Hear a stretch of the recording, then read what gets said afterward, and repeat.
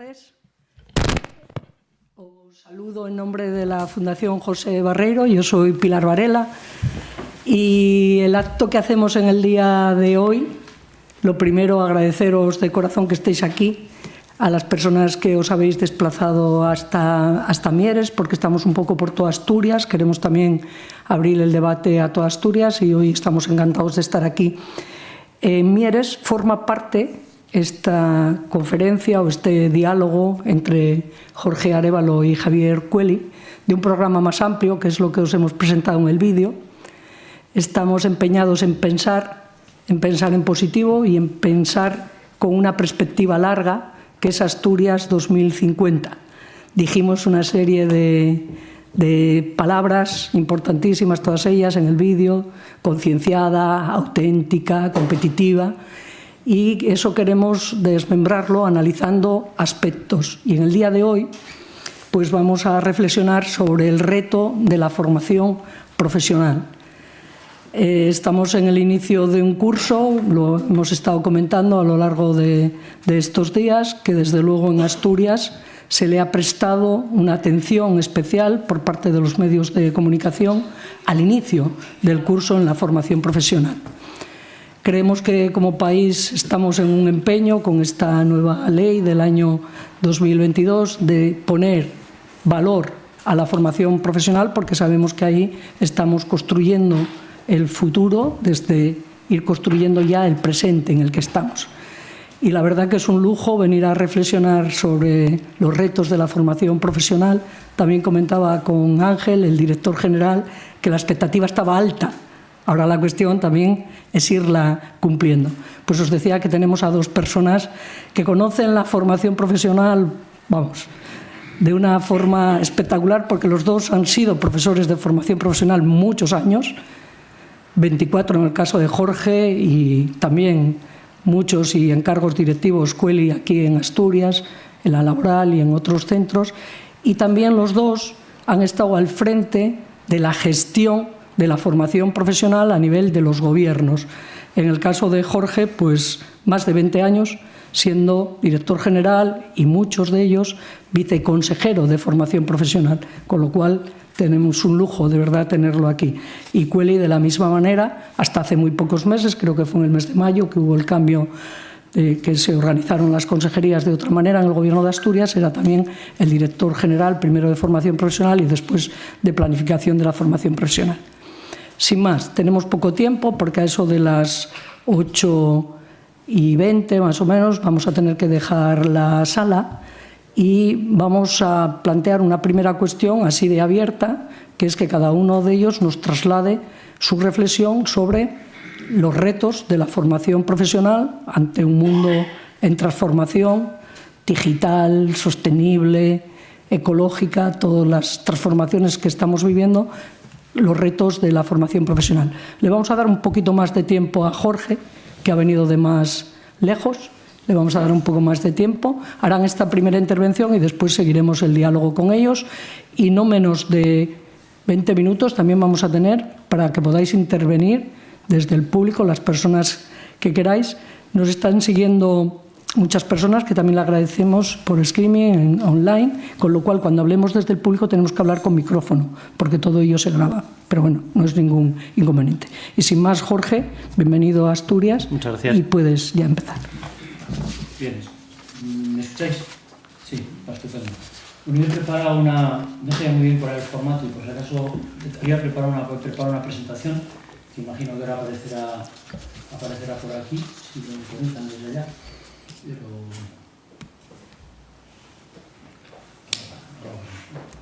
¿Desconectado?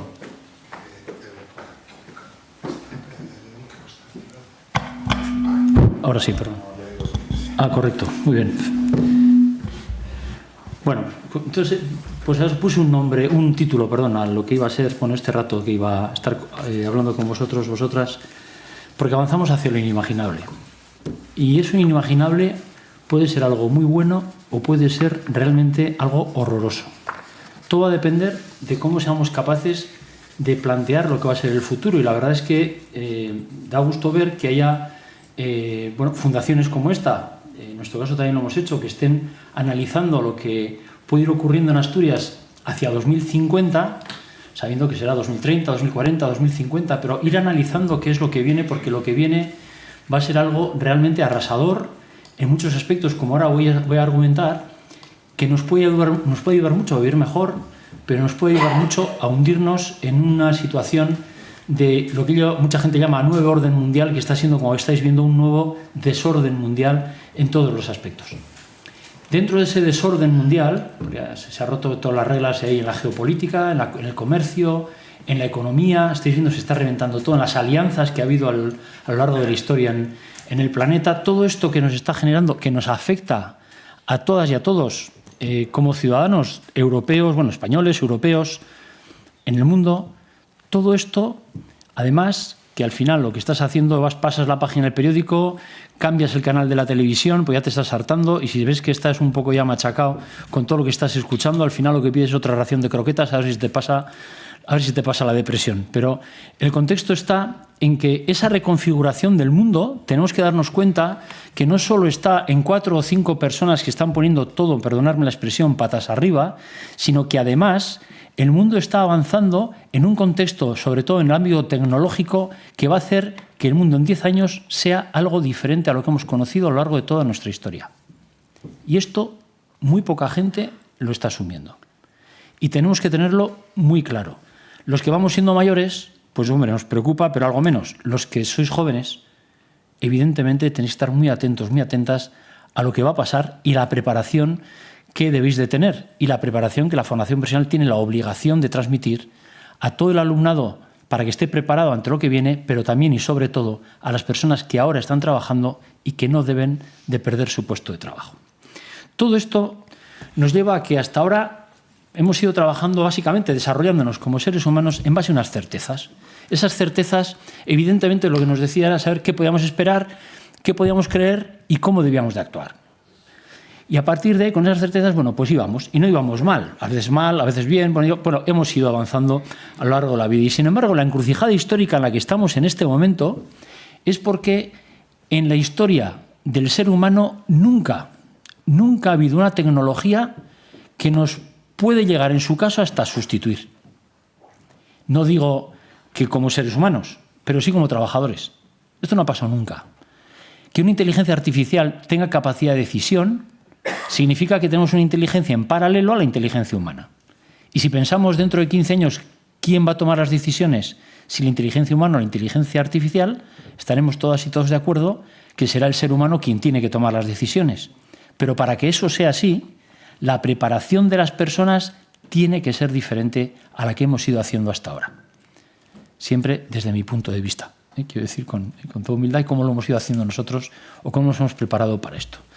Bueno, ¿qué ocurre? Que tenemos que ir definiendo cómo queremos vivir, cómo vamos a trabajar y cómo nos vamos a relacionar en un mundo diferente. Ese contexto genera una gran tensión entre la estabilidad que queremos como seres humanos y lo que el mundo nos transmite, que es incertidumbre y complejidad, que, por cierto, va a durar mucho tiempo. Por lo tanto, tenemos que asumir cómo somos capaces de vivir en esa incertidumbre y complejidad. Y como decía Winston Churchill, vamos a pasar momentos malos, ya se perciben. Me imagino que lo estaréis percibiendo. Bueno, como has estado en un gobierno muchos años, has visto cómo estamos, cómo ha ido evolucionando todo. Sabemos que vienen momentos complicados, saldremos adelante como hemos hecho otras veces, pero van a ser complicados. Y decía Winston Churchill que si quieres atravesar el infierno, no te pares. Lo cual quiere decir que las reflexiones están muy bien, pero luego hay que poner en acción eso que has reflexionado y las decisiones que has podido tomar. De ahí la importancia del trabajo de los gobiernos, porque el reto ya no va a estar en predecir el futuro. El reto va a estar en prepararnos para diferentes futuros posibles. Ahí va a estar, posiblemente, al menos desde nuestro punto de vista, la respuesta a lo que vamos a necesitar. No prepararnos para algo, un mundo, no, para varios. Diferentes situaciones que van a ocurrir y que además irán alternándose en muchas medidas. Muchas veces escuchas, no, yo en el futuro tengo fe. Mira, no tengas fe, ten un plan. Y luego toda la fe que quieras. Requiere un plan estratégico, un plan de trabajo, que la formación profesional, que la industria, que la agricultura, la ganadería, que la salud, tienen que tener planes para lo que se nos viene encima. Porque van a desaparecer muchos puestos de trabajo. Millones de puestos, como dicen, muchos puestos de trabajo. pero se van a transformar millones de puestos de trabajo. Y en esa transformación va a haber gente que a día de hoy está trabajando, que va a perder su puesto de trabajo, que lo va a ocupar otra persona que trabaja como él, pero maneja una tecnología que él no trabaja, que él no la sabe manejar. Eso es lo que va a ir pasando. Y por lo tanto, esto nos obliga a tener planes, ¿no?, de formación, de preparación importantes, ¿no?, para poder reforzar, ¿no?, a las personas para que no tengan problemas en su desarrollo personal y profesional. Por lo tanto, tenemos que saber diferenciar bien entre lo que es inevitable, que sabemos que va a ser inevitable y que eso requiere un plan, y lo que va a ser inesperado. Y lo inesperado lo que requiere es una capacidad de reacción. Tener capacidad de reacción cuando haya algo inesperado. Y eso también pues, requiere prepararse, organizarse, trabajar mucho en colaboración, ir dirigidos a algo que nos importa a todos, que es la competitividad. En su caso, la competitividad de Asturias, porque es fundamental. Y se habla poco, se habla mucho en gobierno, se habla mucho en el ámbito más industrial. La competitividad es lo que hace que un país funcione, que un país sea próspero, que un país pueda atender bien a sus problemas sociales. Es la competitividad. Tener empresas competitivas, tener personas competitivas, no competitivas unas contra otras, bien preparadas para que puedan reforzar esa competitividad. Y la competitividad se basa en dos elementos fundamentales, hay muchas, pero dos principales, la productividad y la innovación. La formación, y en concreto la formación profesional, es vital en la productividad de un país, vital. El 65% de los puestos de trabajo de un país requieren de una titulación de formación profesional. Y si hablamos de la industria, el 70%. Es decir, si la formación profesional no funciona, ese país tiene un gran problema. Por lo tanto, hay que cuidarla, hay que impulsarla, apoyarla y trabajar con ella en plan colaborativo, con los centros, gobiernos, empresas, que es algo fundamental. ¿Por qué? Porque si trabajamos además la productividad, la innovación, ¿qué es lo que tenemos que hacer? Diferenciarnos. Necesitamos diferenciarnos. Ahora que pasa el tema de los aranceles, escucharán los problemas que tenemos de competitividad con China por los precios, que tiran los precios, con también otros países asiáticos. ¿Cómo somos capaces de vender nuestros productos o nuestros servicios con otros países que van vendiendo las cosas mucho más baratos que nosotros? Porque hacemos cosas diferentes que ellos o las hacemos mejor que ellos. Eso es innovación. Y eso crea un valor que otros no tienen.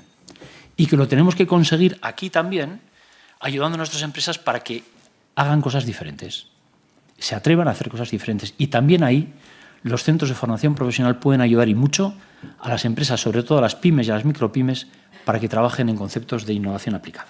Bueno, voy a ir pasando un poco, porque entramos en un nuevo paradigma. El nuevo paradigma profesional al que vamos a hacer frente, ya estamos empezando a hacerle frente, es un paradigma que une tres elementos: trabajo, tecnología y aprendizaje continuo. La tecnología va a modificar, ya está modificando los trabajos y se van a ir modificando cada vez más, y con la velocidad que va llevando la evolución de la tecnología, los trabajos van a evolucionar rápido, lo cual no supondrá ningún problema si las personas que están en esos puestos de trabajo o van a estar en esos puestos de trabajo, además tienen un aprendizaje continuo. No solo lo que hayan aprendido en la formación profesional, en los centros de formación profesional, sino que además luego mantienen ese aprendizaje continuo que va a ser fundamental. Por lo tanto, este triángulo va a ser la base de ese nuevo paradigma profesional para los próximos años, que va a ser fundamental. Porque estamos evolucionando además la figura del trabajador. De pasar un trabajador competente a un profesional competente o un profesional con talento. Hoy escuchamos mucho ahora el concepto de talento. ¿Qué es el talento? Ya, talento es todo. Si yo hago bien esto, Jorge tiene talento. No, Jorge es un buen profesional que sabe hacer esto. El talento es otra cosa. ¿Qué aporta Jorge a esto, o al proceso, o al funcionamiento con talento?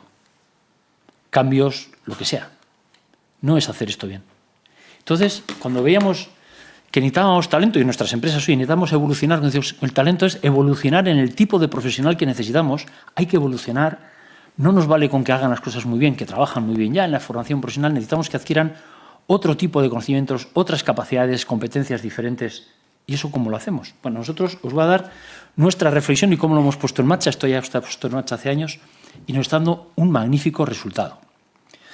Pues esto lo hacemos primero la definición de la RAE, que es un trabajador y que es un profesional, que es importante. Un trabajador es una persona que ejerce una profesión o un oficio. Lo ejerce, trabaja, tiene sus horas y ya está. ¿Qué es un profesional? Es el que ejerce su profesión con relevante capacidad y aplicación. Es decir, aplica unas capacidades y una aplicación y un conocimiento diferente al que sería un trabajador solo. Pero si vamos a saltar a lo que es el de talento, nosotros empezamos a pensar, ¿y cómo saltamos a algo que tenga talento? Y hablando con muchas empresas, diciéndonos sus posibles necesidades, la visión que tenían a 2030, a 2035, sus necesidades, de ahí empezamos a ver que las componentes que debían de tener un alumno o una alumna de formación profesional en su aprendizaje debían ser estas. Tienen que adquirir una componente cultural, una científica. Una cultural es no cultural que sepan historia o geografía, que ojalá también. No, una componente cultural del sector en el que se van a mover, de las cosas que están ocurriendo, que conozcan lo que pasa, que tengan sentido crítico, que la juventud la está perdiendo, sentido crítico ante cualquier situación, que decidan ellos lo que hay que hacer, no porque alguien lo diga, sino sean ellos los que decidan lo que hay que hacer, no porque alguien lo diga, lo hago. No, ese sentido crítico también llevado a lo que es el trabajo y a poder mejorar esa componente cultural. Luego, una componente científica. Saber el qué y el porqué de las cosas. Una componente tecnológico-digital. Cada vez van a manejar más tecnología. Tienen que ser los mejores profesionales, por lo tanto, una gran componente profesional. Una ecológico-sostenible también. Evidentemente, también es importante. Y la componente transversal que nos lleva a la más importante, la componente humana. Cuando vamos a tener que trabajar con tal cantidad de tecnología y vivir con tal cantidad de tecnología, que no tengo tiempo hoy para explicarles, pero yo la tecnología que he visto, ya he conocido para nuestra vida cotidiana en viviendas inteligentes, es, para, si me permiten decirlo así, alucinar. Con los robots asistenciales, con todo automatizado, los sistemas inteligentes aplicados a tu vida, es algo que lo vamos a ir conociendo. Nosotros ya hemos puesto ya en algunos contextos para ir probando, y de hecho en algunos centros de formación profesional. Pero esto va a ir, todavía es muy caro, pero esto va a llegar a nuestras casas, a toda la gente. Entonces, ese contexto de tanta tecnología, ¿cómo hacemos para que los seres humanos realmente sigamos liderando esto? Pues evidentemente reforzando los valores del ser humano, que también lo hacemos en la formación profesional. ¿Y cómo introducimos todo esto en la formación profesional? Lo traducimos dando una formación, un aprendizaje con unas metodologías diferentes. Utilizamos la metodología de aprendizaje colaborativo basado en retos, donde los alumnos superan retos, donde les vamos poniendo diferentes contextos de aprendizaje, donde entran estas 7 componentes y, lo más importante, las componentes transversal que aparece ahí, que son estas. 25. Estas 25 competencias, además, las van aprendiendo a lo largo de 2 años, 3 se hacen los cursos de especialización. Estas son en el contexto de lo que hemos llamado aprendizaje o formación de alto rendimiento, que es lo que hemos ido viendo que nuestras empresas nos pedían, las más fuertes, las más competitivas, que están ubicadas en muchas partes del mundo además, y entonces hemos podido conseguir el generar una diferenciación en la preparación de nuestro alumnado, que os puedo decir, por ejemplo, que es mucho mejor que en Estados Unidos. Tenemos empresas que están en Estados Unidos y que nos han dicho que han traído alumnos de Estados Unidos aquí a formarse, porque la formación que estamos dando, el contexto de preparación, es mucho mejor. O de otros países europeos que han venido a ver cómo estábamos haciendo este contexto de aprendizaje, o han venido centros de Australia, por ejemplo, por poneros a ver cómo trabajamos estas metodologías. Es decir, porque estas metodologías lo que hacen es rompen el concepto habitual de lo que era la formación profesional, pero sin romper eso que era fundamental, que es ese conocimiento y esa preparación, las capacidades que sacaba un alumno cuando estudiaba en la FP, que hemos conocido a lo largo de muchos años, le hemos añadido además otro tipo de preparación que los ha reforzado y por los resultados, repito, que estamos teniendo, nos están dando unos resultados magníficos. ¿Qué cambia de paradigma? También, bueno, si nosotros miramos para atrás y os fijáis, yo os preguntaría, oye, en el trabajo vosotros, en vuestro centro, en vuestra empresa, ¿estáis haciendo lo mismo que hace 15 o 20 años? Si penséis y decís sí, pues estáis hundidos. Estáis hundidos. Quiero decir que hay que hacer algo. Porque es que no se puede seguir haciendo lo mismo. Si está cambiando todo, no podemos seguir haciendo las mismas cosas. Eso ya es por gravedad, ¿no? Si esto ha cambiado, si sigo haciendo lo mismo, no puedo responder. Por lo tanto, tengo que modificar. Entonces, los centros de FP, que han sido los centros de toda la vida, nosotros somos los vuestros, los politécnicos, escuelas de maestría, luego los politécnicos, ahora centros integrados. Bueno, tenemos 70 centros integrados, muy potentes. Bueno, pero son otro tipo de centro. ¿Y qué hemos hecho? Pues generar un tipo de centro preparado para el futuro, que da respuestas ahora, da respuestas a lo que necesitan ahora, pero los hemos preparado para lo que va a ir viniendo. Y les hemos denominado centros de formación profesional inteligentes. ¿Y qué consiste eso? Pues eso consiste en que trabajan, por un lado, esta formación de alto rendimiento que os digo, trabajan la innovación estratégica con pymes y micropymes, desarrollando nuevos productos y procesos productivos. Desarrollan transformación digital. Os voy a poner un ejemplo luego ahora para que veáis cómo trabajamos la transformación digital. Los conceptos de inteligencia aplicada, que son conceptos ya de sistemas inteligentes aplicados a la propia formación, la inteligencia artificial aplicada al aprendizaje, otro tipo de tecnologías. Todo eso, y además el concepto de emprendimiento, no por el hecho de que creen empresas, que también, sino para que sean los y las que estudian formación profesional sean emprendedores en su propia vida. Si son emprendedores en su propia vida, van a ser emprendedores trabajando. Y a partir de ahí, si luego quieren crear empresas, les ayudamos. Para que os hagáis una idea, todos los años creamos entre 70 y 90 empresas en los centros de formación profesional. La debilidad es que son empresas pequeñitas, de 2 o 3 personas. Luego intentamos que vayan creciendo. Pero creamos eso, llevamos creadas ya más de 1.200, creo que son, y en los últimos 12, 14 años, y se mantienen cerca del 69,algo% mantienen su actividad, a pesar de las crisis que hemos pasado. Es decir, el sistema funciona. La debilidad es que son empresas pequeñas que luego tienen que ir creciendo para poder mejorar. El tema de innovación, que os digo, para que veáis los centros de FP cómo pueden innovar, por si os sirve el dato, hemos trabajado con más de 4.000 empresas, pymes y micropymes, innovación aplicada en producto y procesos productivos. Y hemos hecho ya más de 1.000 proyectos de innovación aplicada que se han aplicado, vamos, lo que son a la propia fabricación. Es decir, que ha trabajado directamente la FP en el Plan de Ciencia y Tecnología del Gobierno vasco, que son quienes gestionan todo el ámbito del nivel de innovación que estamos teniendo y que realmente estamos entre las regiones más innovadoras en este momento en Europa. Bueno, dicho eso, una nueva tipología de centros con nuevas estructuras donde tienen que trabajar 5 elementos principales: gestionan la información, gestionan el conocimiento, gestionan la innovación, gestionan el cambio y gestionan de la confianza. Estos elementos entran dentro de la gestión de un centro integrado de formación profesional. Ya veis que trabajan con Big Data, con inteligencia competitiva para desarrollar luego lo que es toda la parte de funcionamiento de los centros, trabajan la prospectiva, la vigilancia compartida, lo hacen con empresas, conocimiento de organización, trabajan la capacidad de anticipación, trabajan la cultura innovadora, rutinas de innovación, siempre trabajamos en evaluación de resultados. Trabajamos la gestión del cambio, la transformación digital, tenemos impulsores del cambio en los centros de formación profesional que van impulsando los cambios necesarios, veréis ahora cómo lo hacemos. Trabajan enfoques estratégicos, operativos, todos los equipos son colaborativos. Y la gestión de la confianza es que trabajamos la confianza del profesorado en los centros. Es decir, cómo logramos que el profesorado se implique más en los centros para poder sacar todo el rendimiento posible de las personas que son profesoras y profesores, ¿no? Pues evidentemente, si se sienten satisfechos en el centro, si tienen motivación, eso generalmente ya les da que se comprometen más. Por lo tanto, si somos capaces de trasladarles que todo esto es un proyecto común, que son parte fundamental del éxito de lo que estamos haciendo y que son imprescindibles para que todo vaya bien, y además en los centros están a gusto, pues conseguimos que las cosas vayan muy bien. Y entonces ha sido otras las cosas que en los centros de formación profesional, estos 70 que os digo, esto va sobre todo centrado en los centros integrados.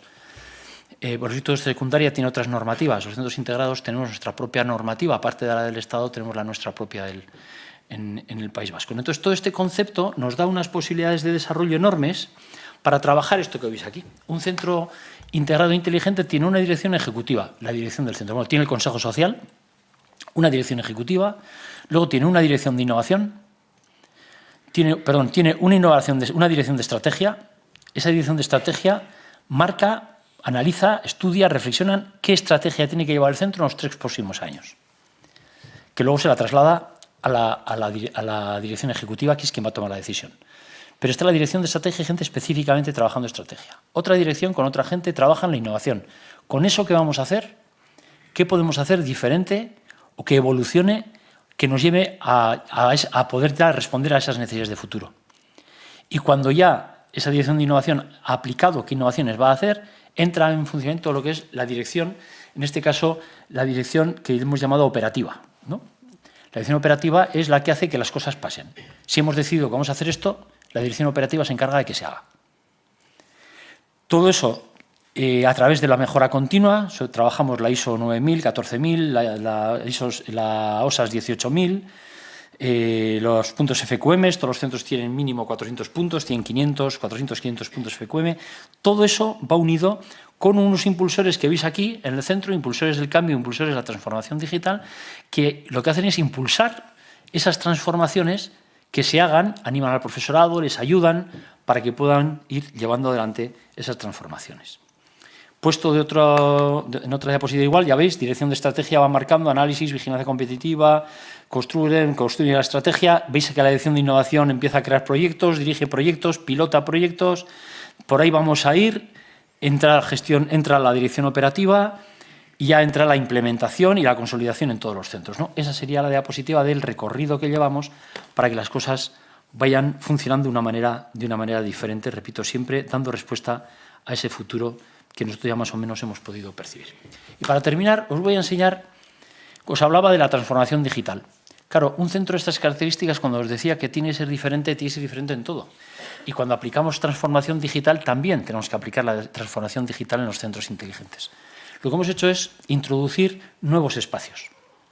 Tenemos espacios de ciberseguridad, para que se entrenen los alumnos, los profesores, por supuesto, los primeros, y las profesoras. Luego ya el alumnado, para que esté preparado, les preparamos en ámbitos de ciberseguridad. Atacan, se defienden con programas específicos que te pueden explicar cuando quieras. Los tienen allí en Ángel, cuando quieras ir te los van a enseñar. Cada centro tiene, y luchan unos alumnos contra otros, unos atacan, otros se defienden. Lo que asusta es que para defenderse les sabrá atacar. Y les enseñamos a atacar, pero se les enseña la vuelta también. Quiero decir que no hay que tener miedo, es como la inteligencia artificial. Ese miedo que se le tiene que prohibir, no, prohibir en absoluto, al revés, porque ellos van a manejar seguro inteligencia artificial. Hay que enseñarles a manejar bien la inteligencia artificial, que es lo que estamos haciendo.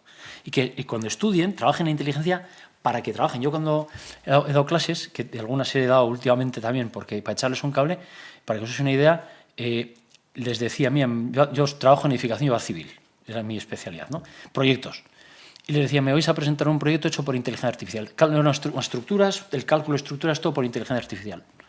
¿Vale? Vais a prepararlo, vais a hacer, joder, encantados todos. Ahora vais a hacer lo mismo sin inteligencia artificial. Pero decíamos, sí. Ahora vosotros. Cuando terminaban, venían con toda la clase, lo hacíamos por equipos. Ponían todo el equipo allí. Ahora explicarme, a ver, ¿qué ha hecho la inteligencia artificial? Y me explicaban. La estructura, por esto, las cargas, las columnas. Estupendo. ¿Y vosotros? Pues mira, a nosotros esto nos ha salido diferente. Y me explicaban su punto de vista. Por esto. Y ahora, de los dos, ¿cuál vais a elegir? Porque con eso os voy a puntuar. Ya les puntuaba de antes, si las ponía un poco más, ¿no? Entonces, tenían que decidirse, si por el suyo, y cuando me decían, por el de la inteligencia artificial, o por el mío, o por el nuestro. ¿Por qué? Ya están manejando una tecnología, pero en todo momento están marcando el por qué, el para qué, son ellas las que están marcando esa tecnología, lo que tiene que hacer y qué es lo que quieren que hagan. Ellos marcan. Y si no les gusta, lo hago yo a hacer puñetas. Dicho de una manera coloquial, ¿no? Bueno, entonces fijaros, esto es un espacio... Ya terminó, ¿eh? Sí. Esto es un espacio digital interactivo, 4 paredes, todo digital, mesas digitales, 4 alumnos por cada mesa, van trabajando en cada mesa, ya veis, van moviendo sus proyectos. Luego veréis que los agrandan, los empequeñecen, van trabajando. Cada uno, veis esas rueditas que veis ahí de color marrón, son con sus menús. Ahora pasan de una mesa a la otra para que los demás puedan trabajar. Con el mismo proyecto, otra parte del proyecto lo pueden seguir desarrollando. Y ya veis cómo van moviendo. Ahora le van a pasar al profesor a la pared para que el profesor explique algo que les ha pedido. El profesor coge y ya lo explica también en la pared. Y ya directamente lo que estamos haciendo es que trabajen 100% en ámbito digital. 100%. La ventaja que tiene esto es que, si os fijáis, el detalle de los engranajes, todo lo están viendo bien ahí en directo. Están viendo perfectamente, ¿no? Pero es todo digital, no pueden tener ni un papel. Claro, esto supone un 30% del aprendizaje. Luego tienen apuntes, trabajan con boli, con papel, evidentemente, pero todo esto es 100% digital.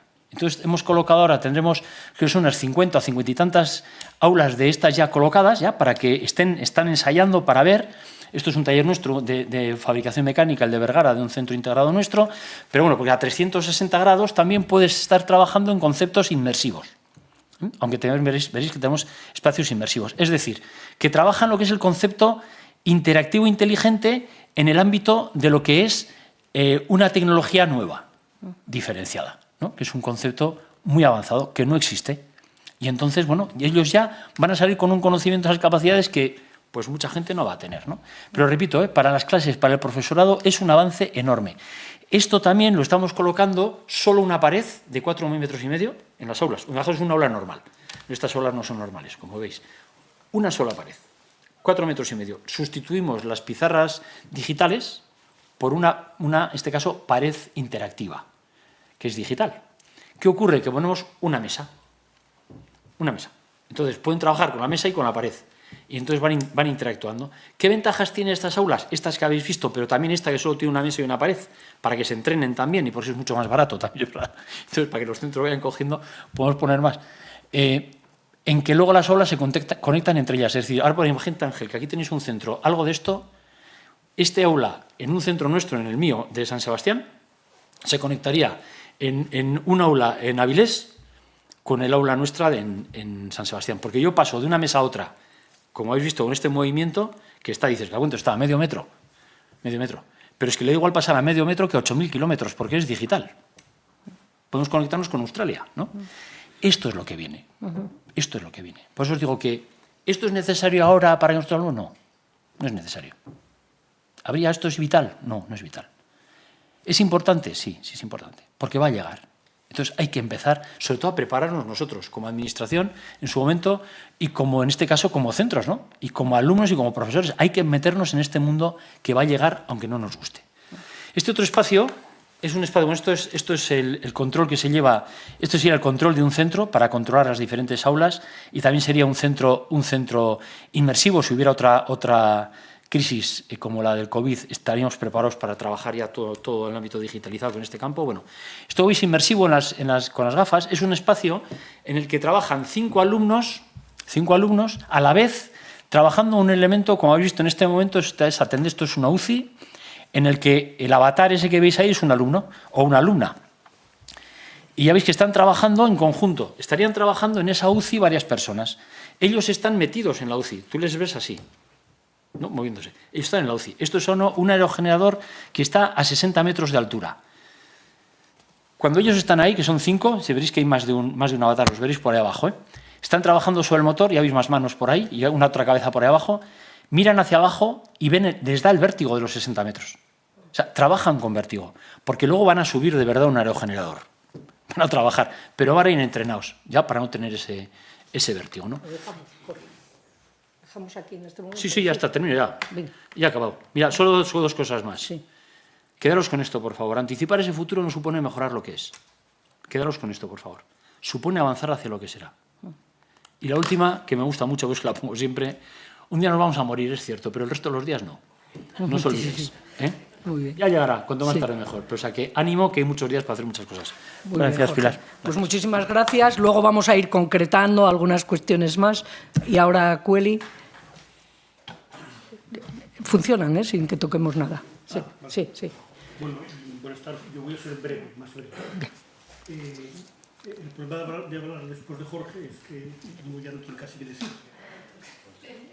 Voy a contaros una anécdota que Jorge bueno, como no sabe lo que voy a decir, pues... Ahí. Pues, bueno, voy a contarla. Esta no sale en la Wikipedia, ni en Google, ni nada de eso, ¿no? Sí. Cuando en las reuniones se estaba negociando la ley de formación profesional, en las conferencias sectoriales, en el Ministerio, estamos ahí todas las comunidades autónomas, cuando se preveía que la reunión podía ser tensa, pues había un orden para intervenir cada comunidad autónoma, y el orden preestablecido llevaba a que el País Vasco, Jorge, interviniese. Yo creo que interviniese el segundo, no me acuerdo muy bien, ¿eh? El primero. O el primero. Sí, estaba por sí, del estatuto. Sí. Del estatuto. Por protocolo. Y entonces, cuando se preveía que la reunión iba a ser tensa, pues el primero que intervenía, bueno, estaba previsto así por la mesa, ¿no? Era Jorge. Cuando la reunión era bueno, menos tensa, pues no solía haber orden, se intervenía según se iba levantando la mano. Claro, después de hablar Jorge, los demás ya no teníamos mucho que decir. Normalmente asentíamos, podíamos decir alguna cosa más, pero a mí me pasa lo mismo ahora, ya no tengo mucho que decir. Y encima vine sin PowerPoint, con lo cual... ayer fuimos a... Bueno, estábamos comiendo 3 y cuando fuimos a pagar... era el menú, la cuenta eran 59,70 y íbamos a pagar cada uno lo suyo. Y entonces el camarero, con una habilidad digna de mención, dividió 66 entre 3, 22, 30, que son los céntimos que había de diferencia entre 66 y 59,70, entre 3, que son 10, y a los 22 les restó 10 céntimos y rápidamente dijo él lo que pagábamos cada uno, 21,90. Era coreano. Bueno, coreano de por ahí, ¿no? No sé de dónde era exactamente. ¿Qué hubiera hecho un español o un asturiano? Seguramente habría sacado la calculadora con el móvil y lo hecho. Pero dividió con una inteligencia enorme. Porque lo hizo por aproximaciones y además con una velocidad tremenda. ¿Qué quiero decir con esto? Efectivamente, el mundo cambia, va a cambiar, cada día cambia más, pero para poder seguir aprendiendo y seguir aprendiendo con rapidez, que seguramente es lo que nos diferencia a todos a unos de otros, necesitamos tener unas bases sólidas de conocimiento. Y esas bases sólidas de conocimiento hoy son diferentes de hace 20 años. Ya no digo de hace 50 o 100. Pretender hacer hoy lo mismo que hacíamos hace 20 años, en mi opinión, es un error manifiesto. Y hablando de inteligencia artificial, la semana pasada vi un aula virtual de una universidad privada, era un Moodle, que incorporaba un módulo de inteligencia artificial. Y en el módulo de inteligencia artificial, pinchabas en él, te hacía resúmenes, te hacía preguntas tipo test, te hacía de todo. Ya no tenías falta de sacarlo a ChatGPT o a no sé dónde. Estaba incorporado dentro del Moodle de esa universidad privada. Debemos de perder el miedo a utilizar ese tipo de herramientas, porque ahí afuera, en las empresas, en los trabajos, se utilizan y se utilizan cada vez más. Y seguramente también una de las cosas que distingue ya a unos trabajadores de otros es la velocidad con la que utilizan esas herramientas y que las utilizan bien, claro, porque si le mandas a ChatGPT que te diga, no sé, la biografía de Jorge Arévalo y aparece la de Antonio López, pues no vale. Hay que ser capaz de distinguir. Entonces, yo creo que necesitamos en la formación profesional mejorar sensiblemente la forma en la que enseñamos al alumnado. Y eso que contó Jorge ahí, que podría parecer que lo hicieron el otro día, es que llevan con esta visión, en el caso del País Vasco, como mínimo 25 años. Es decir, eso no sale de hoy para mañana. No es posible que el profesorado sea capaz de interactuar con el alumnado trabajando por retos, utilizando inteligencia artificial, utilizando la digitalización, 2 o 3 profes en el mismo aula de distintos módulos allá a la vez, sin que se molesten unos a otros, o que les importe unos a otros lo que están haciendo, sin que esos profes previamente hayan tenido una inmersión importante, considerable, en cómo enseñar al alumnado y que hayan tenido cierta implicación en cómo hacerlo. Sin eso no es posible. Así que, ¿cuál es el reto para el futuro? Bueno, el reto para el futuro seguro son muchos, pero uno de los retos que sin duda alguna hay en la formación profesional es mejorar la capacitación, la formación del profesorado, la formación continua, porque la formación de base ya se supone que la tenemos.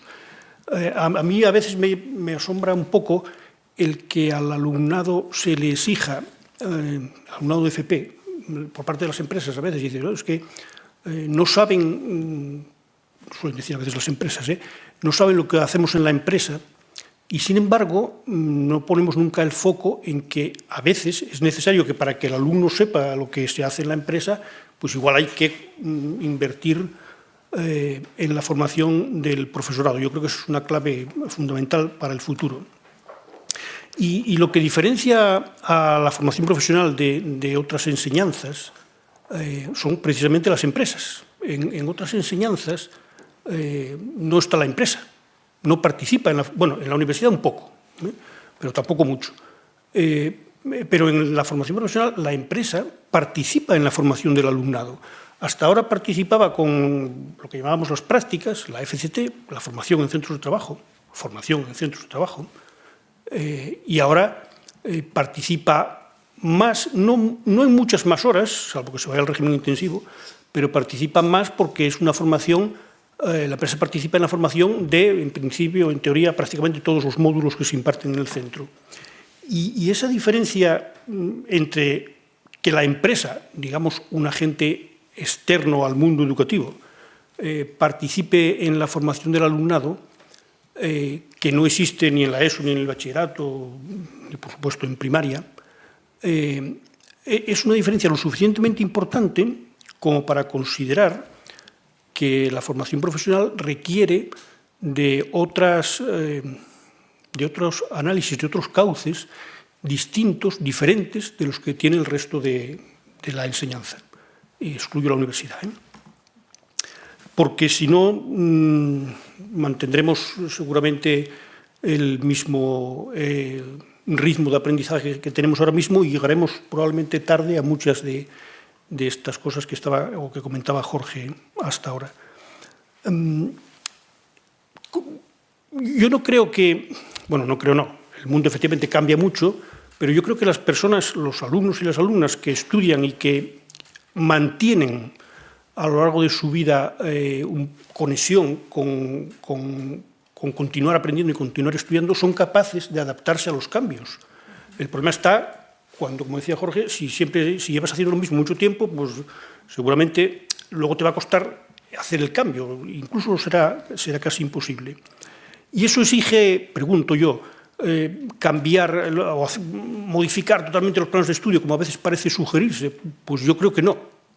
Yo creo que lo que exige es que haya mucha más formación continua de los trabajadores y las trabajadoras y, por supuesto, del profesorado.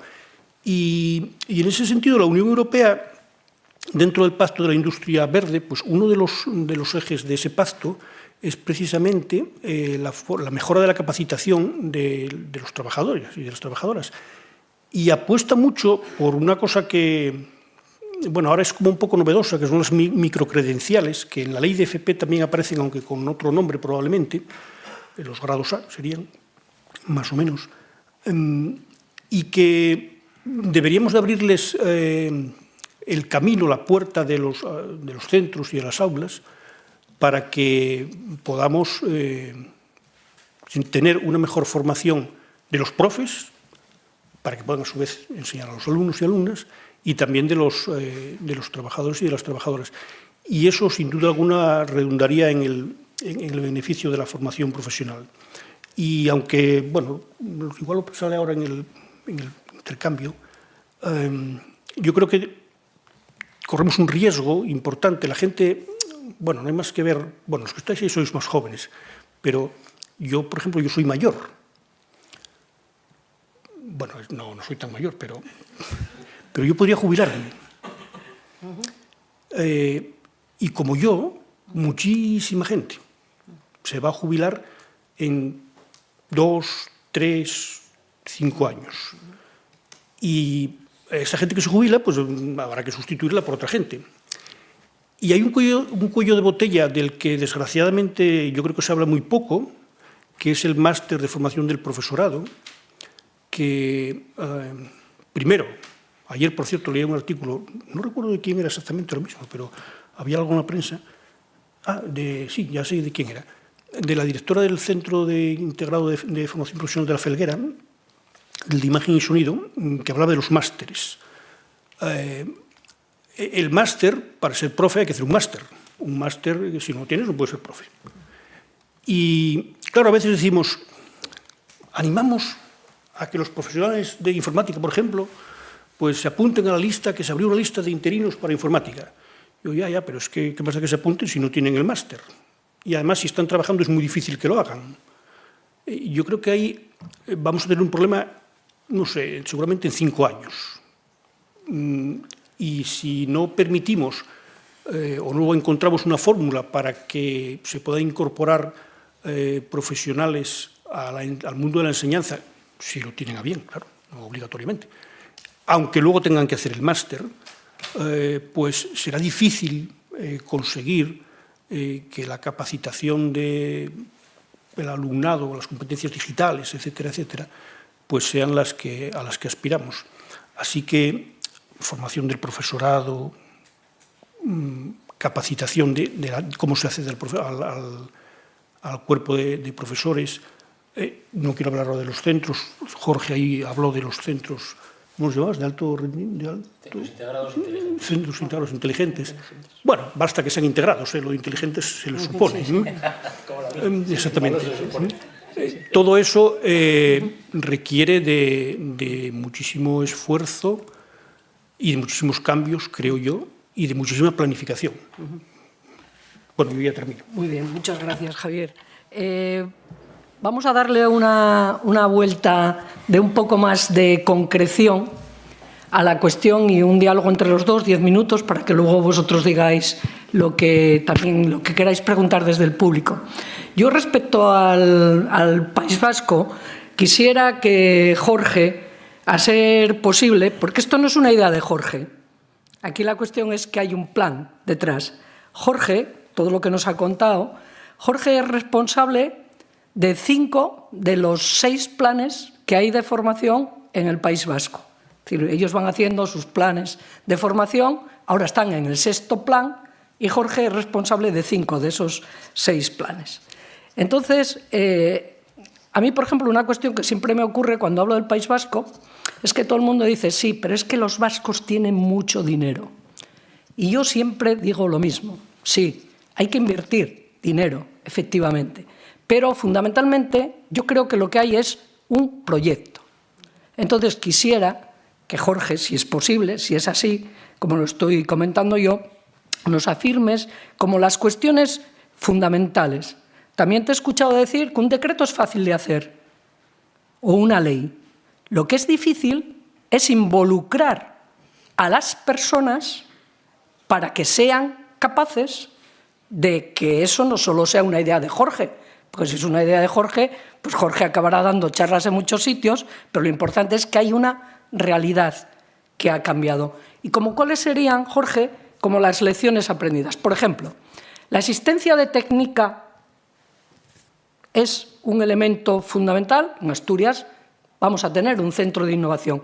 ¿Cuál es el papel? ¿Cuál es el papel de vuestro diálogo con los empresarios? Primero, si estás de acuerdo en eso que digo yo, sí. Que no todo es dinero, o todo es dinero. Bueno, el dinero, evidentemente, el dinero es importante, pero claro, el dinero lo gestiona un gobierno y prioriza dónde utiliza ese dinero, dónde va a invertirlo. Y cada gobierno puede decidir, ¿no?, en qué tipo de infraestructuras va a invertir. El gobierno vasco puso la formación profesional como una prioridad.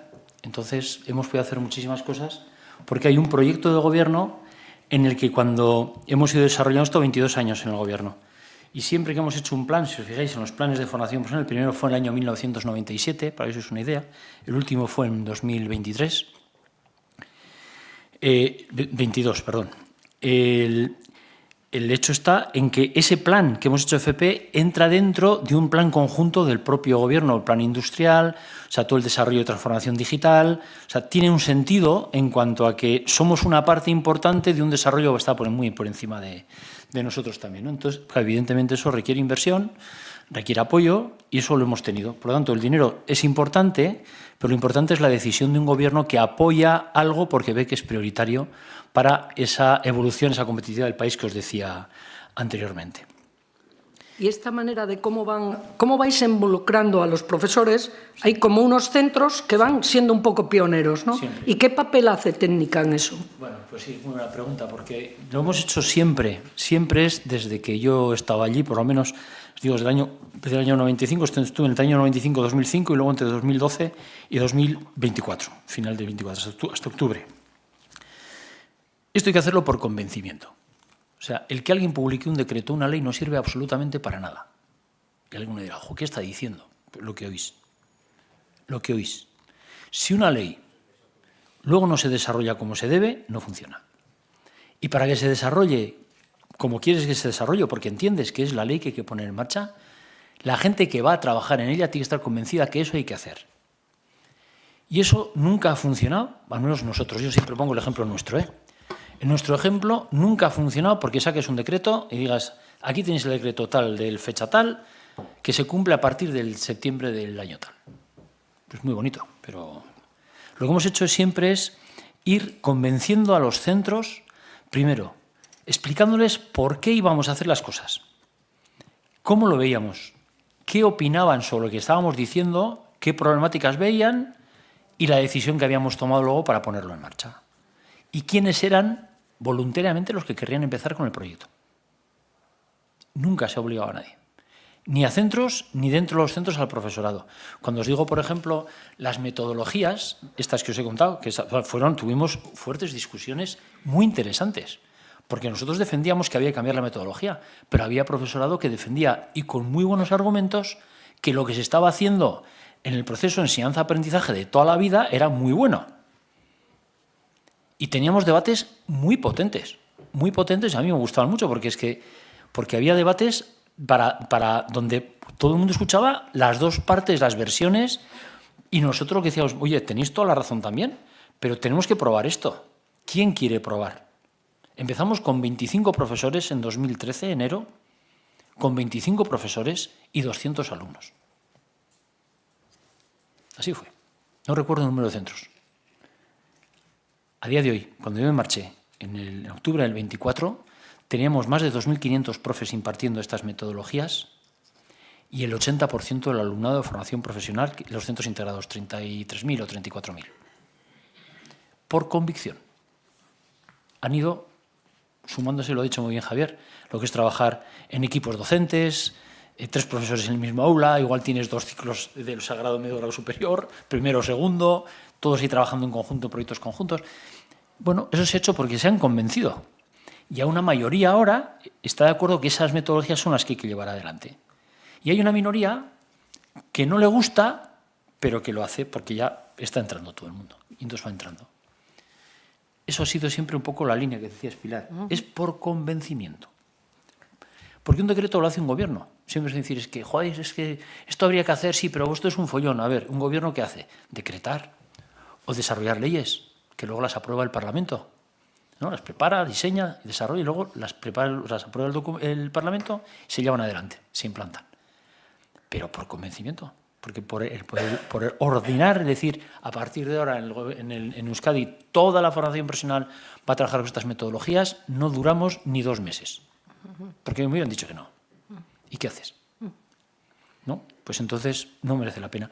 ¿Qué hacíamos? Eso sí, centro que entraba a probar con nosotros y a avanzar en estos proyectos, les incentivábamos con más dinero en inversiones, por ejemplo, maquinarias, para que tuvieran. Y cuando alguien nos dice, oye, yo también querría tener esas máquinas, ni un problema, los puedes tener, pero tienes que trabajar en este tipo de prácticas, de metodologías, o trabajando en este campo de la innovación. Y entraban, y entonces tenían. Si no entraban, bueno, pues ya, si queréis ir, y entraréis. Nunca discutíamos. Y eso poco a poco ha hecho que tengamos 70 centros integrados, 44 públicos y 26 concertados que trabajan en red, todos juntos, con los mismos proyectos. Pero porque se han convencido. Imaginaos trabajar la pública con la concertada. Y al principio también aquello era muy complicado. Y ahora, sin embargo, o sea, es algo que es impensable que no se trabajen en conjunto. Nos ha dado una fortaleza enorme, ¿no? Pensad que en Euskadi el 41% del alumnado está en la concertada. Nosotros aquí en Asturias también va a haber un centro de innovación, ¿verdad? En formación profesional. Willy. Sí, digo que también de alguna manera estamos mirando Sí, sí. futuro. Sí. Lo miramos con sana envidia.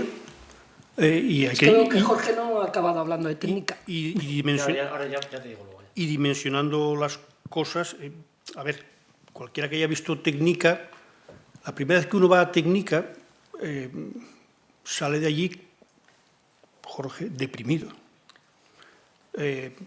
Porque dice, joder, Dios, ellos tienen esto, yo no tengo nada. Luego cuando se va acercando a la frontera y va llegando a Asturias, ya lo va madurando un poco más, y dice, bueno, a ver, igual, aunque no tengamos un técnica, podríamos tener algo parecido. Igual, técnica es una apuesta de hace 25 años, más o menos. Del año 2005. 20 años, que yo lo conocí en el 2010, me parece, fue evolucionando, fue cambiando, y yo creo que, bueno, las comunidades autónomas que ahora tienen un centro de innovación, Galicia, Aragón, Valencia también me parece que tiene uno, nosotros, la fuente de la que bebemos todos es técnica, pero yo creo que todos debemos dimensionar, primero con respecto al tamaño que tenemos, y segundo, teniendo en cuenta que ellos iban un camino andado muy importante. Jorge ahora, por ejemplo, decía, fuimos convenciendo, al principio empezaron, no sé cuántos profes dijiste, 20 o no sé cuántos, y al final hay 2000. Claro, igual, si todos los demás hiciésemos lo mismo, igual cuando lleguemos a que haya 2000, bueno, en Asturias serían unos 1200, ya hay que cambiar. Es decir, como vamos, bueno, como vosotros esto lo ibais estudiando desde hace 20 años y lleváis 20 años estudiando estas tecnologías y metodologías, ya habéis llegado hace unos 5, 6 o 8 a la conclusión de cómo lo tenéis que hacer, y seguramente dentro de 10 años estaréis haciendo otra cosa un poco diferente. Yo creo que los que vamos un poco a rebufo debemos de ser, en mi opinión, más drásticos, entendiendo, por supuesto, que tiene que haber una parte, no sé si llamarlo de voluntariedad, no me atrevería a decir eso, pero el modelo se demuestra. Por cierto, modelo que hay un informe de la OIT del año, creo que es 2000, en el que ya hablaba también de ese modelo que tenéis vosotros, bueno, es de un profe alemán. Luego, esto es una cosa que, bueno, está como muy estudiada y muy contrastada, y que la forma de aprendizaje en la formación profesional, con la cantidad de cambios tecnológicos que hay, bueno, es que no puede ser como. Tenemos que cambiarla necesariamente, tenemos que adaptarla a lo que se demanda a las empresas. Ojo, yo creo que tenemos una muy buena formación profesional, pero eso no quiere decir que no la podamos mejorar, que a veces se escucha el mensaje este de como si todo fuese un desastre. No, yo no creo que sea así, pero tenemos margen de mejora, y el margen de mejora, yo creo que una parte importante del margen de mejora es precisamente la relación entre los centros y las empresas, que en centros como Técnica o como el centro de innovación que tenemos aquí, pues debería de ser un punto de unión entre los dos mundos. Bueno, pues si os parece, son justo las 8 y tenemos como hasta y cuarto, hasta y 20, entonces vamos a aprovechar bien el tiempo. Quienes queráis participar, hay que hablar con micrófono, está allí nuestro compañero con él. ¿Tú quieres hablar? Sí. Veamos. Venga, animaros, que hay que aprovechar bien esto. Gracias. A ver. ¿Sí se oís? Sí. Sí. A ver si soy ágil, porque tengo mucho en la cabeza ahora mismo. Sí. A Jorge, yo quería plantearte un tema. Esta evolución, esto de ir a no se sabe dónde, este planteamiento en la formación profesional, hay un problema, o yo lo percibo así, está anulando a la universidad. ¿En qué sentido lo digo? En que esta nueva formación profesional, este nuevo camino, con la inteligencia artificial detrás, come todavía más terreno a la universidad, la formación profesional. Ya lo estaba comiendo. Es decir, aquí yo tengo un amigo que fue a una entrevista a ArcelorMittal con un laude en química y le dicen, si hubieras tenido el FP, mucho mejor. Porque no tienen las prácticas, o sea, el mundo real va por la FP. No sé si me explico la idea. Sí, era para compartírtela, a ver qué opinabas. Sí, vale. Y luego a Javier. Javier, hay un problema que tenemos que yo quisiera que me dieras tu opinión, y es en la segunda pata. La segunda pata de todo esto es la cultura industrial, el tipo de empresariado. Tenemos un tipo de empresariado en Asturias parecido al País Vasco para que se pueda añadir a esta transformación que necesitamos. No sé. Vale. Vamos a escuchar alguna reflexión más, si os parece. ¿Hay alguien más que quiere intervenir? ¿Sí? Allí. Yo soy profesora de formación profesional. Muy bien. Además de la rama química. Es que yo he escuchado la cuestión que ha planteado el compañero. Y he de decir que yo me he reunido con profesores de universidad para homologar mi título y me han dicho que laboratorios salen mejor preparados los nuestros, cosa que me ha sorprendido porque yo soy química. Entonces, yo creo que son compatibles las dos. Los ciclos de grado superior sí que tienen niveles muy buenos y bueno, aquí están ellos para aportar toda la información. Y con respecto a las empresas que estabais hablando, yo llevo muchas empresas. Yo aporto mi experiencia, porque es que estaba escuchando al compañero. Y hay muy buenas empresas en Asturias, hay grandes empresas, hay mucho sector. Y yo, que ahora mismo estoy tratando con empresarios, están por la labor de contratar, o sea, y de que los alumnos tengan una buena formación, formarlos para ellos tener un nicho de mercado. Y bueno, con respecto al País Vasco, sí que yo es que he llegado un poco tarde. Si me pudieras comentar un poco de los centros integrados inteligentes, esos que me ha llamado la atención, porque aquí tenemos centros integrados muy buenos. Yo no considero que seamos peores para nada, ya lo ha dicho Cueli. O sea, los profesores nos esmeramos mucho en que nuestros profesionales hagan bien formados y bueno, hay cosas por hacer, pero ya desde hace muchísimos años ya viene, y tanto el País Vasco como Asturias son comunidades autónomas industriales que nos vienen por historia y yo creo que pueden salir buenas cosas de aquí. Muy bien. ¿Alguien más? Ángel, Dolores, rapidín. Todo lo que se ha dicho antes queda grabado. En el canal de YouTube de la Fundación lo podéis escuchar, porque él ya contó los centros inteligentes. ¿Vale? En el canal de YouTube de la Fundación José Barreiro, que organizamos todo esto, luego los vídeos quedan colgados.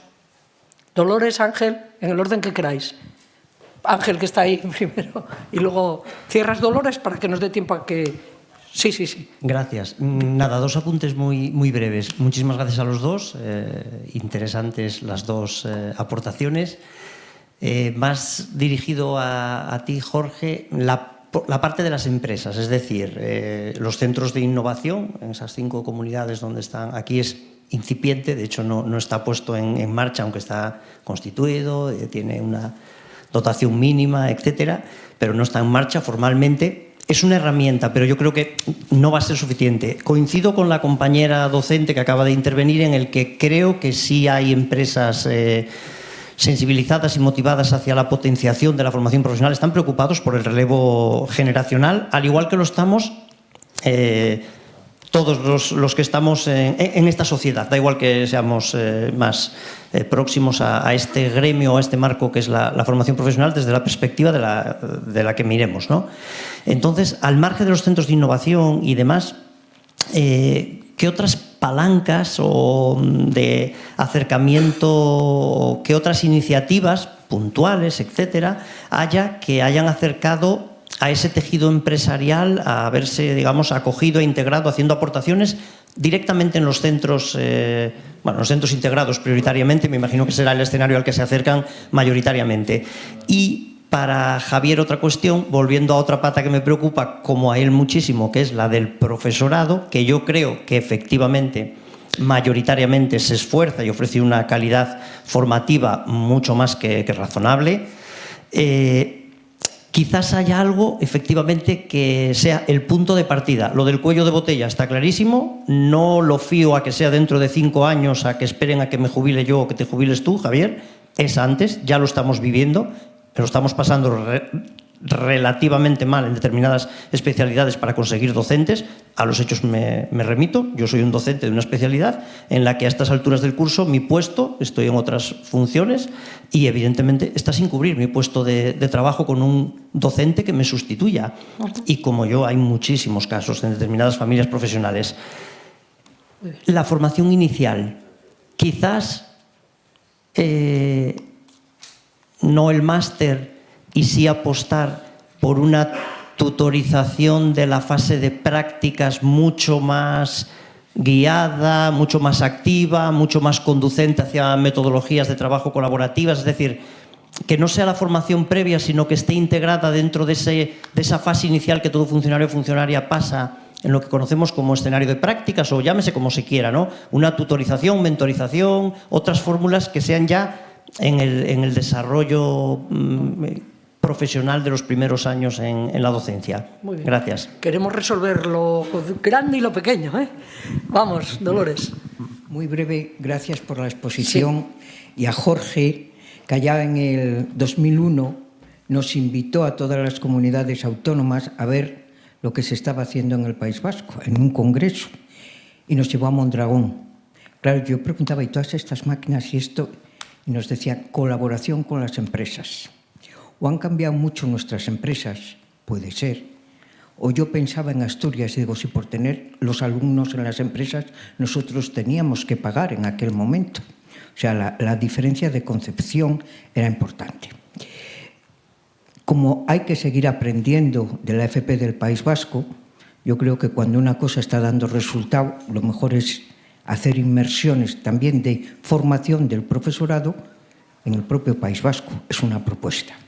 Y el tema del profesorado de la FP a mí me preocupa y mucho, porque me parece un error monumental lo que la ley hizo impidiendo que profesores de formación profesional con el título de técnicos superiores tengan que ser licenciados.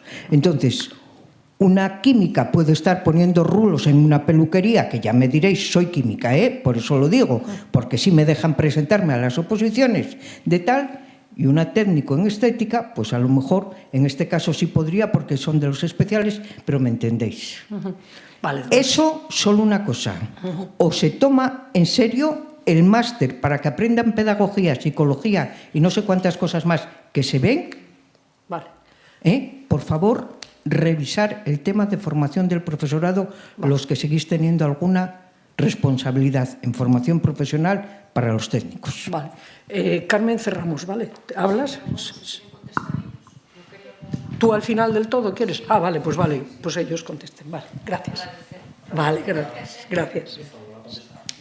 Y respecto a lo que me decías de la universidad con la OFP, que nosotros lo veíamos también, y había una cierta preocupación tanto por la universidad como también por la formación profesional. Lo que hicimos fue acordamos con ellos cómo podemos desarrollar la conexión entre la FP superior y la universidad, los grados universitarios. Entonces tenemos puestos en marcha, creo que son 149 itinerarios que unen ciclos de FP con grados universitarios, donde se reconocen los créditos de lo que has estudiado en FP. Y normalmente pueden más o menos un curso, se elimina, es un 2+3. Allí los grados son de 4 cursos, ¿no? Son 2+3.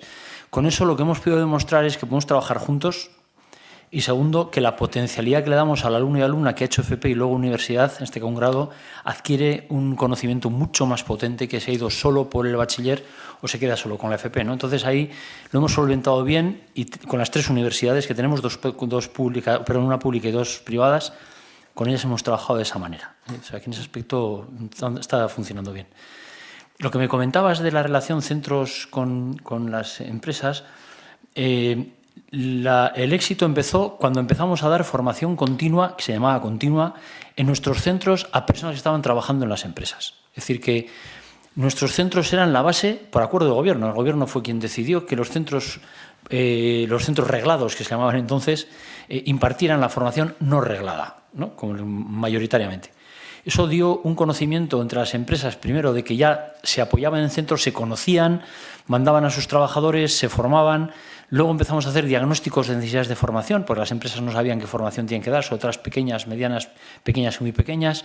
Entonces se empezó a adquirir una relación mayor que acabó trabajando ya en el campo de la innovación. También en que si quieres hacer innovación en un producto, un centro FP te va a ayudar a hacer esa innovación en el producto.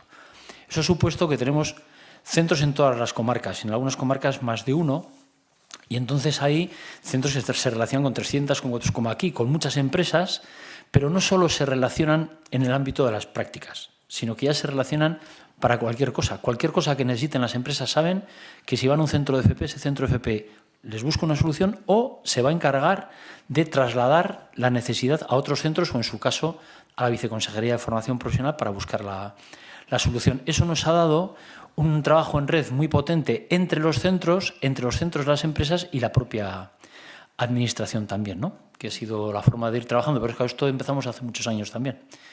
Y poco a poco, pero todo empieza por un primer paso, ¿no? Que es lo importante. Y sí, bueno, lo que decía Dolores, lo que has comentado es una cosa que peleamos a fondo, te acordarás, porque no estábamos de acuerdo, los que éramos de formación profesional, que a los profesores técnicos no pudieran trabajar, pero eso fue ya una decisión directa de la ministra Isabel Celaá, que era la responsable, y ella tenía que decidir que eso no admitió cambiar, porque sí admitió cambiar muchas cosas. Tengo que reconocer que en la ley se cambiaron muchas cosas de lo que las comunidades aportábamos, pero esa en concreto a mí también me pareció un error y así lo dejé claro, pero es así. Hay 10 especialidades donde los profesores técnicos pueden impartir sin mayor problema. Y el resto pues son profesores de secundaria, de los que vienen a impartir, con los problemas que supone sustituir un profesor técnico en mecánica, en fabricación mecánica, en fin, todas esas medidas que lo sabemos perfectamente. Javier, sí, cerramos. Rápidamente. Bueno, una cosa que... No sé si esto... Yo no sé por qué nos empeñamos los profes de FP a veces para poner la formación profesional con la universidad. A mí me parece que la universidad tiene su campo y la formación profesional tiene el suyo, y el decir, por ejemplo, que un ingeniero no sabe soldar, pues claro, solo faltaba. Si supiera soldar, era un soldador que después había hecho ingeniería. El ingeniero no sabe soldar, sabe hacer cálculos de estructuras que no sabe hacer el soldador. Entonces, yo creo que cada cosa tiene su campo y no conviene entrar en esa especie de polémica a veces de es que los alumnos de FP sí que saben de prácticas. Bueno, los de la universidad igual no lo saben, pero igual tampoco pasa nada. Entre otras cosas porque en general, ojo, en general, tienen una capacidad de aprender mucho más rápida que el alumnado de formación profesional. Igual que uno de grado superior tiene una capacidad de aprender en general mucho más rápida que uno de grado medio. Esto, en fin, es así y tampoco hay que darle muchas vueltas. Yo no entraría nunca en discusión con la universidad. Yo creo que son cosas diferentes. Y, por cierto, el que en algunos grados universitarios se pueda acceder desde la FP, y eso, bueno, acceder se puede acceder a todos, pero no suponga, el haber hecho FP no te suponga, como alumno de la universidad, una mochila de difícil arrastre, sobre todo los primeros años, me parece que es imprescindible. Voy a poner un ejemplo, ya que estamos en una escuela de ingeniería, un alumno que haya hecho, por ejemplo, mecatrónica industrial, pues accede a la escuela de ingenieros, pero su ventaja competitiva la tiene en tercero o en cuarto. En primero y en segundo no tiene prácticamente ninguna ventaja. Con lo cual, ese 3+1, con los 4 años, igual ahí sería interesante, como ocurre en otros países europeos, pues analizar si un alumno o una alumna que procede desde la FP no podría tener un currículum diferente y, voy a decir una barbaridad, pero voy a atreverme a decirla, ¿por qué no ver matemáticas o no sé qué ampliación de matemáticas en tercero? Y a lo mejor no las ver tanto en primero, ¿no? Bueno, y luego, a ver, las empresas asturianas son casi como las vascas. O sea, no, bueno, yo era porque estás tú aquí. Casi. Otra cosa es que allí tengan una cultura desde hace 25 años, o como decía ahora mismo Jorge, ayer lo estaba yo mirando, la primera vez, el primer BOPA vasco en el que habla de impartir formación continua en los centros de formación profesional es del año 1994 o 95. O sea, esto que es una cosa como muy elemental, o parecería elemental, que se puede impartir formación continua en las empresas, perdón, de las empresas en los centros de formación profesional, que es la mejor forma de acercarse, por cierto, y también la mejor forma de contraponer a los profes con lo que hay ahí afuera, parece una cosa elemental. Ellos lo llevan haciendo 30 años y, bueno, pues ese es el camino, o debería ser el camino, no parece que haya otro. Y con el profesorado no puedo estar más de acuerdo con lo que dijo Jorge, que lo decía usted. Carmen, y vamos cerrando. Sí. Sí, sí. Rápido. Bueno, daros gracias a ti, Pilarina, que eres estupenda, y a Jorge y a Cueli y a conocidos.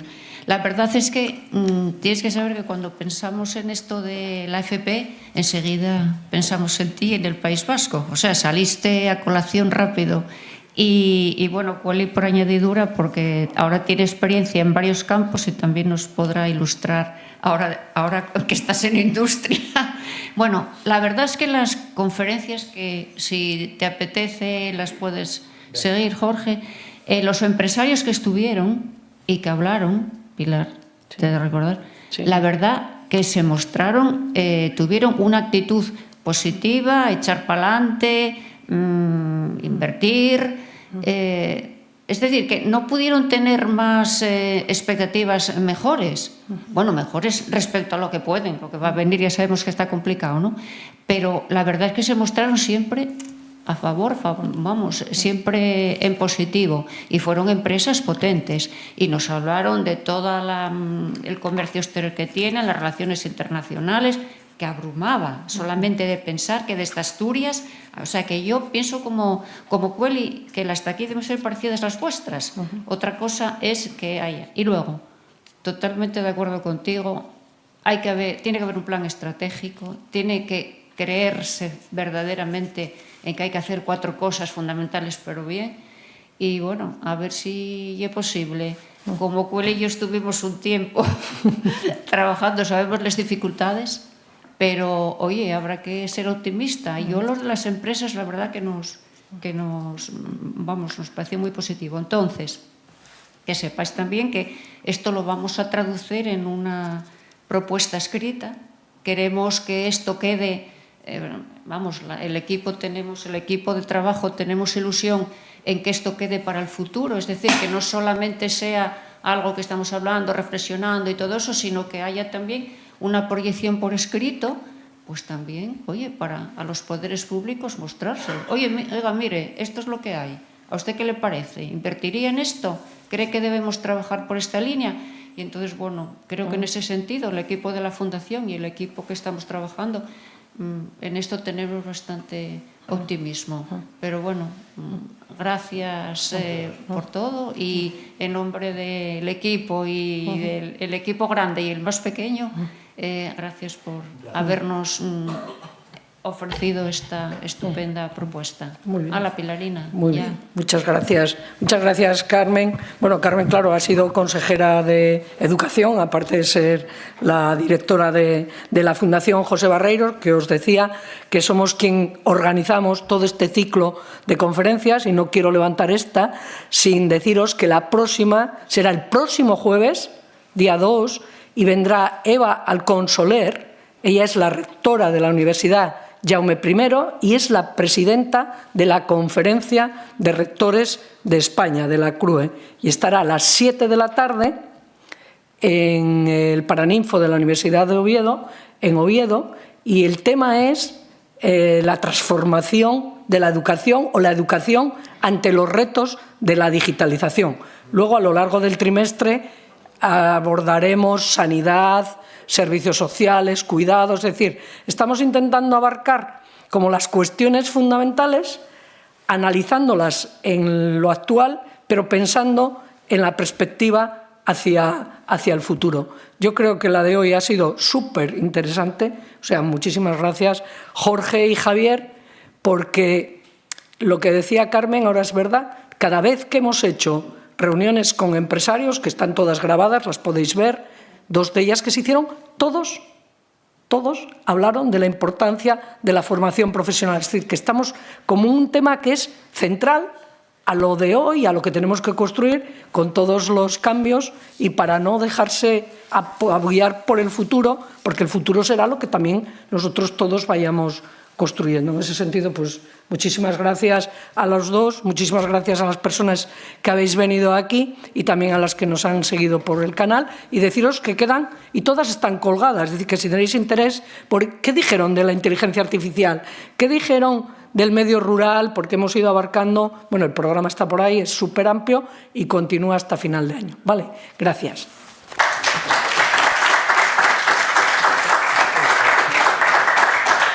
Bueno, y 23.